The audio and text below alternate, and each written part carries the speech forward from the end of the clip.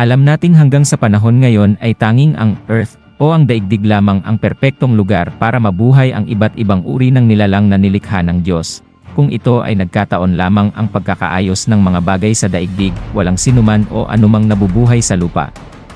Hanggang ngayon hindi pa rin lubos na maunawaan ng mga siyentipiko ang maraming misteryosong bagay na nangyayari sa kalawakan tulad ng black hole and white holes.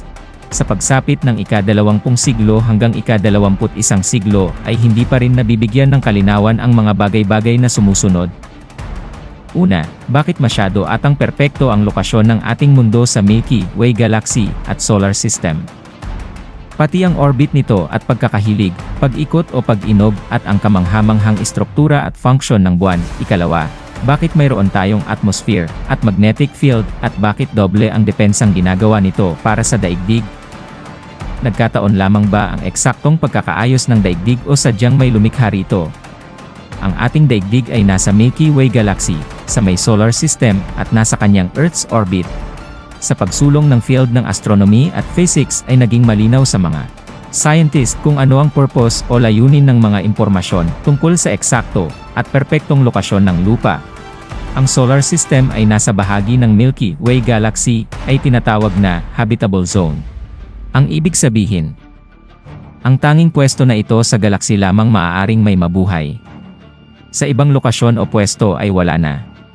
Mapapansin ding hindi masyadong malapit ni malayo man sa pinakasentro ng galaxy at saktong-sakto lang ang dami ng mga chemical elements na makikita dito. Hindi sobra ni kulang para makapag-produce ng buhay. Kung nagkataon na mas malapit tayo sa center of galaxy, mamamatay ang maraming nilalang kasama na tayo sa milyong-milyong chemical radiation na nilalabas ng mga bituin tulad ng mga deadly gases, mga pagsabog, solar flares, at di malabong araw-araw ulanin ng meteors o comets. Ayon sa magazine Scientific American, we are being reseated in the best lot, o sa Filipino, nakatira tayo sa pinakamagandang pwesto sa kalawakan. Sino kaya ang gumawa nito, at nagbigay para sa ating mga tao? Perpekto rin ang orbit ng daigdig na nasa solar system. Sa pamamagitan ng layo at distansya ng orbit natin na mga 150 milyong kilometro mula sa araw ay mapapansing hindi sobrang init o sobrang lamig man. Halos hindi rin lumalayo ang distansya ng daigdig sa araw dahil pabilog o elliptical ang ruta nitong dinaraanan kung nagkataon na nilagay ang mundo sa fourth o first placement na planeta malapit sa araw o di naman kaya sa pwesto ng planetang Pluto ay walang mabubuhay. Sa makatuwid, nasa pinakamahalagang pwesto ang daigdig dahil may nagpapahalaga dito na makapangyarihan.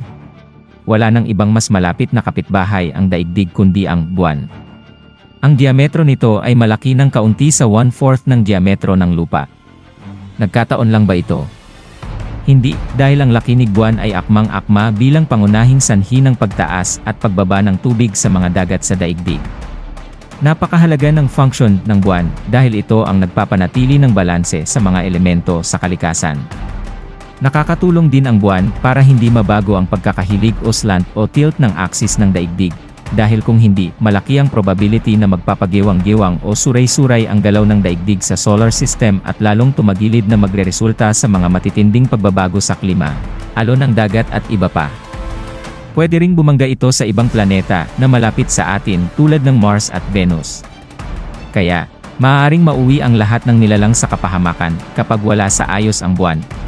Ang daigdig ay nakahilig ng 23.4 degrees sa ating orbit at dahil dito mayroong tayong year cycle of seasons, moderate temperature, at expansive zone of climates. Ayon sa aklat na Rare Earth, WHY complex life is uncommon in the universe. The Earth has a perfect tilt of axis. O tamang-tama talaga ang pagkakahilig ng ating mundo, mapapansin din na tamang-tama lang din ang haba ng araw at gabi dahil sa pag-inog ng lupa.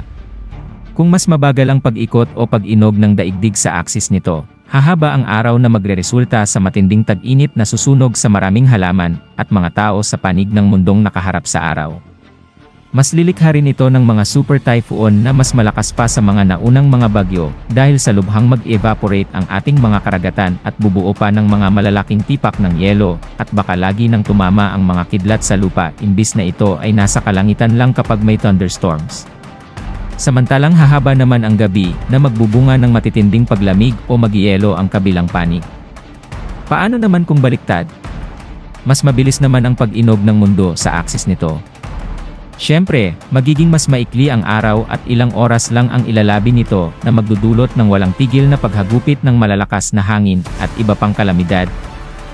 Alam ng mga astronomers na ang kalawakan ay isang mapanganib na lugar dahil nandirito ang mapapanganib na radiation mula sa araw at mga nagliliparang malalaking tipak ng batong meteoroids at comets. Talagang hahanga ka sa ating mundo dahil sa tuwing susuong ito sa mga nagliliparang bato na parang mga bala ng baril ay hindi ito napupuruhan sa outer space. Dahil yan sa kamanghamanghang pananggalang ng ating daigdig, ang malakas na magnetic field at atmosphere na sadyang dinisenyo para magbigay proteksyon sa mga nabubuhay sa daigdig lalo na sa mga tao. Dahil sa magnetic field na nagmumula sa core o pinakagitnang parte ng ating mundo na umaabot hanggang sa kalawakan, ay pinoproteksyonan tayo nito sa nakamamatay na radiation at mga elemento na nilalabas ng araw tulad ng solar wind o tuloy-tuloy na daloy ng matinding enerhiya, solar flare o enerhiyang sinlakas ng milyong-milyong hydrogen bombs at pagsabog ng mga nilalabas ng korona nito o yung outer part na tontoneladang maiinit na material na tumutunaw ng bakal at kahit ano pa mang sobrang tigas na batong elemento sa daigdig.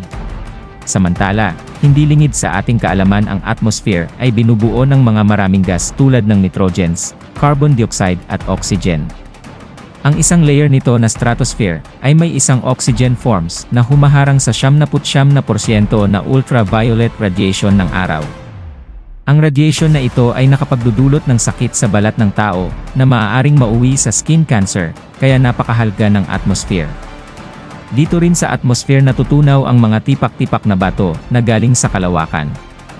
Kung walang atmosphere ay siguradong baka sa ilalim tayo ng lupa nakatira dahil oras-oras tayo makakakita ng bumabagsak na malalaking bulalakaw mula sa kalawakan. Kaya nagkataon lang ba ang daigdig ay nasa isang perpektong lokasyon o lot sa Milky Way Galaxy o Universe? Nagkataon din kayang ang ating mundo ay pinoprotektahan ng dobleng dinamikong pananggalang na magnetic field at ang atmosphere. Ang sabi sa Biblia, Isaias 45:18, si Yahweh ang lumikha ng kalangitan, siya rin ang lumikha ng daigdig, ginawa niya itong matatag at nananatili, at mainam na tirahan. Siya ang may sabing, ako si Yahweh, at wala nang iba pang Diyos.